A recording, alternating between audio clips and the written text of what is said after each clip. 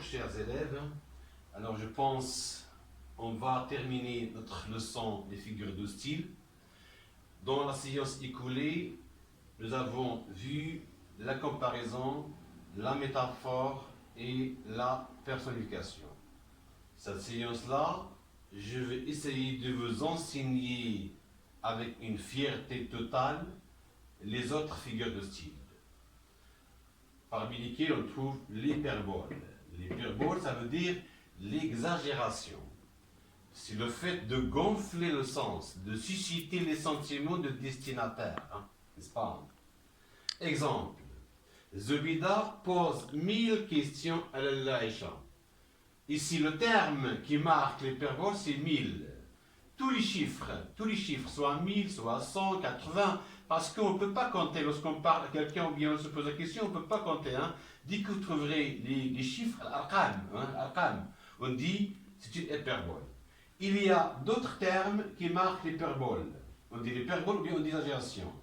D'abord, le préfixe, les trois premières lettres qui se trouvent dans la lettre, comme extra, super, ultra, hyper. Dès que vous trouverez par exemple ces trois termes, ce qu'on appelle le préfixe, c'est une hyperbole. Extraordinaire.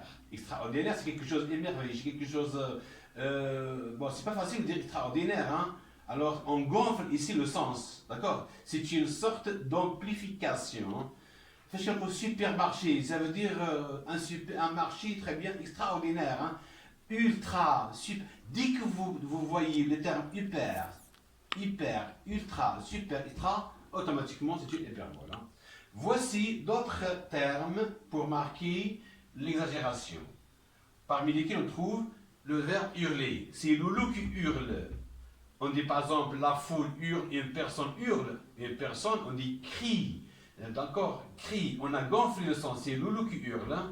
Mourir de faim, mourir de sommeil, mourir. C'est pas facile de mourir de faim, c'est pas facile de mourir de bois. Donc c'est hyperbole. Bourdonner, on dit la personne bourdonne, les tempes bourdonnent. C'est les habits qui bourdonnent. Alors dès que vous trouverez le verbe bourdonner, c'est une hyperbole. Éclater de rire, éclater en sanglots.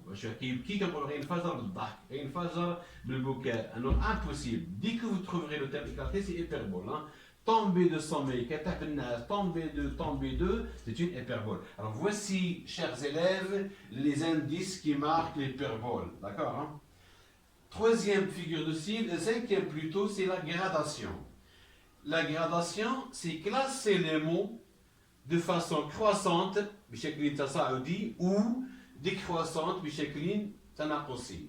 exemple, je marche. Et toujours dans la phrase de gradation, il y a les virgules.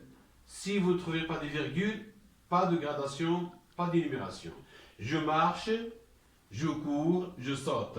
Alors ici, il y a ce qu'on appelle l'évolution des actions.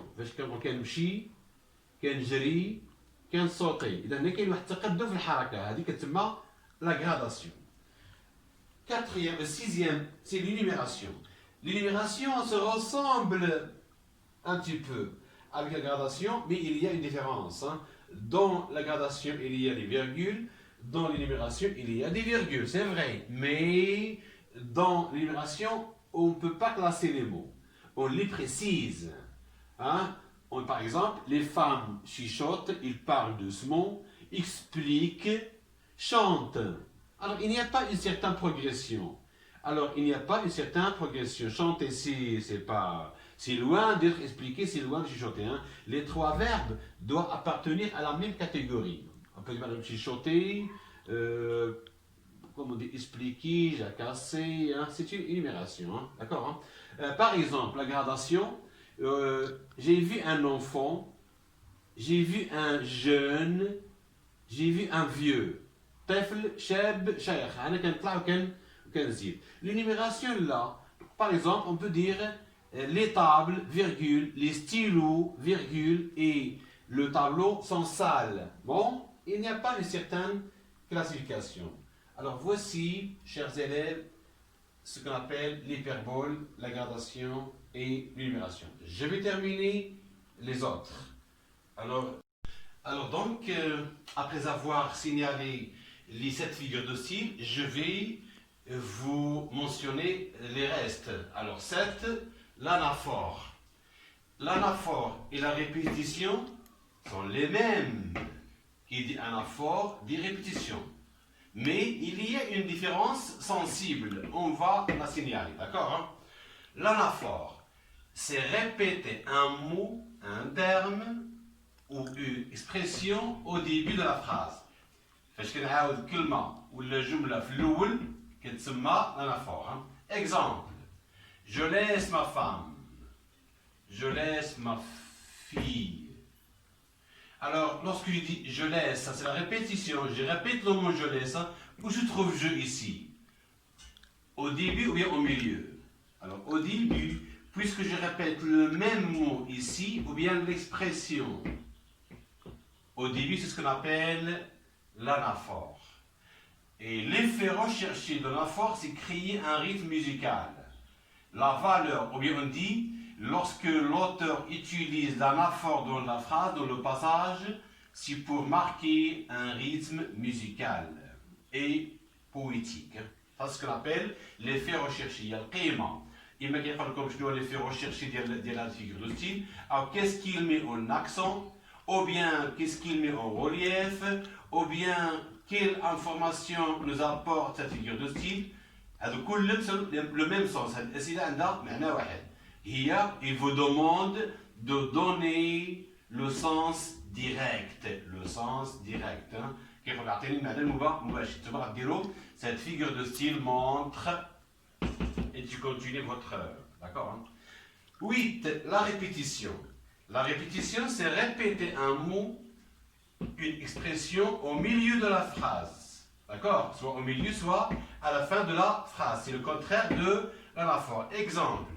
Je laisse ma femme, virgule, ma femme. La différence, parfois, toujours très bien, il y a une petite convergence, une différence au niveau de la structure de la phrase. Je laisse ma femme, ma femme. Le terme répété, c'est ma femme. Est-ce que le terme ma femme se trouve au début? Non, non. Ici, il y a je. L'expression laisse ne se répète pas. Alors, le terme femme se répète à la fin. Alors, puisque le terme est répété à la fin, donc on ne peut pas dire anaphore, on peut dire que c'est une répétition. Très bien. Maintenant, je vais vous donner une application. On dit application ou bien on dit exercice. D'accord? À l'examen, il vous donne une phrase de texte, une phrase qui appartient au passage. Exemple, chaque jour, chaque semaine, chaque mois, je pense à ma famille.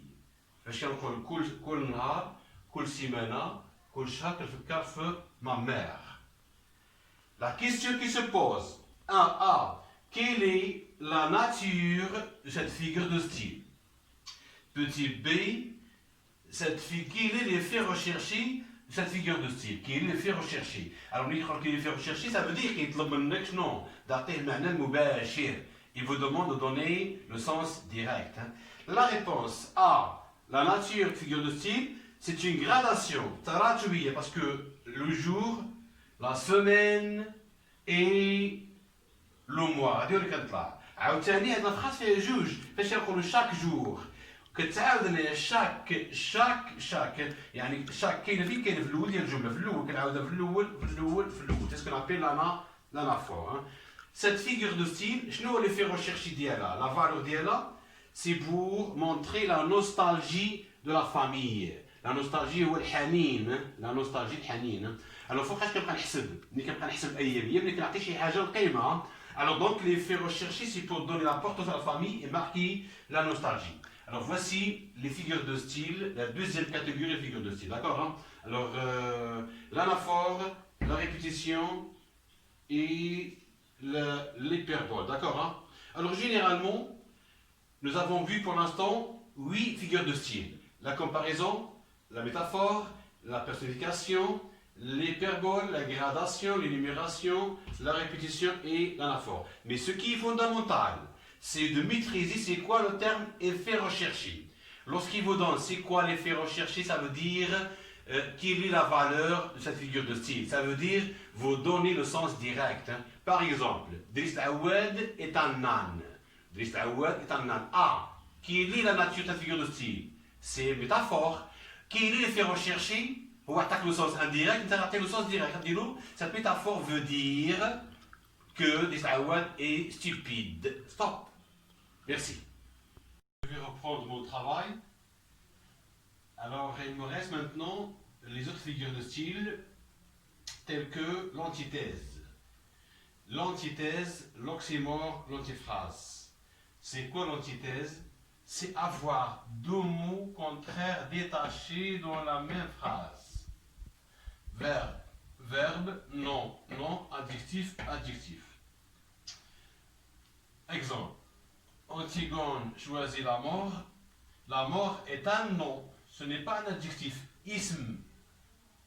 Machisefa, ism. Alors qu'Ismain préfère la vie. Alors dans cette grande phrase, il y a deux mots contraires. La vie est un nom, la mort est un nom. Mais qu'est-ce qu'on dit un nom, un adjectif? Non. Soit non, non, soit adjectif, adjectif, soit verbe. Alors, ils sont contraires, mais ils sont séparés. Juge qu'ils mettent, contraire au jumla, ce qu'on appelle l'antithèse. Deuxième, c'est l'oxymore. Oxymore, c'est avoir deux mots contraires. Non adjectif. Toujours, on peut être ici, on trouve le nom et ici l'adjectif. Hein. L'adjectif sera contraire au nom. Ça veut dire qu'ils ne donnent pas un sens, ils ne vont pas dans le même sens, n'est-ce pas? Hein? Très bien. Contraire, mais attaché. Attaché, ça veut dire le mot se trouve à côté de l'autre. Mais toujours, non plus adjectif. Hein? On ne dit pas non, non, adjectif, adjectif, non adjectif. Exemple, la nuit blanche. La nuit, c'est le nom. Blanche, c'est adjectif. Mais est-ce que la nuit est blanche? La nuit est noire. Est-ce que le terme blanche va au sens de la nuit? Non, au contraire. Alors, obligé, mais ils sont attachés. Ils ne sont pas attachés, la peine. Hein? L'or noir, dehab aswad. Est-ce qu'il y a l'or noir? Non. Et dans le nom, c'est l'or. Adjectif, c'est noir. L'adjectif va le sens contraire de non. Le jour sombre, c'est quoi sombre? Ça veut dire obscur. Mudlem. Alors, le nom. Le jour, adjectif, sombre. L'adjectif ne va pas dans le même sens que le nom, n'est-ce pas? Alors, le démon innocent. Shaitan bari. Où est le nom? Le démon.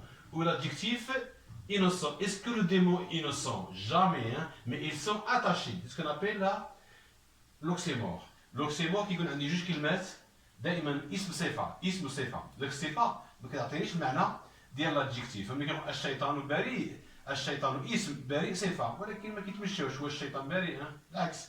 إذا هذا هي l'oxymore. L'antiphrase. L'antiphrase, c'est dire le contraire de ce qu'on pense. داك الشيء اللي كنبغيو نقصدو العكس ديالو. مثلا كاين امتحان ساهل كنقول على صعيب. كاين امتحان صعيب كنقول على ساهل. كاين الصعب كنقول البرد. كاين البرد كنقول الصعب. Donc, exemple, c'est du joli, c'est du propre, disait la nourrice à Antigone. Lorsque Antigone est sorti à l'aube, à 4 h du matin pour enterrer le cadavre, lorsqu'il est revenu, normalement c'est un mauvais acte, c'est une aventure hein, de sa part. Hein, mais la nourrice, normalement, il doit punir Antigone. Au lieu de lui dire pourquoi tu as fait ça, c'est très dangereux, il lui a dit le contraire. Hein. Il lui a dit c'est du joli, hein, c'est du propre. Ça veut dire il se moque d'elle. Dans l'antiphrase, il y a sukhriya, stihza. Merci.